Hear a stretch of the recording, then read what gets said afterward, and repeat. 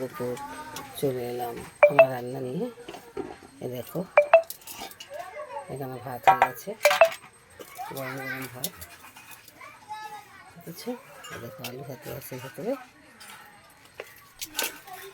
এ দেখো আলু ভাতে আছে দুটো।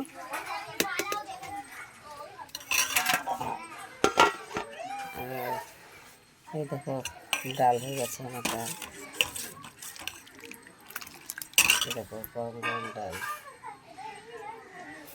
ডাল হয়ে গেছে।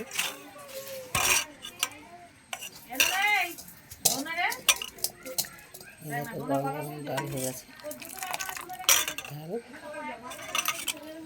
আর এদের এখানে শুকনো লঙ্কা ভেঙে গুঁড়ি করা আছে, গুঁড়ি করা আলু ভাতে মাখা হবে। আজকে মাছ মাংস কিছু হয়নি, ডাল আর আলু ভাতে, তাই তোমাদের সাথে শেয়ার করবো।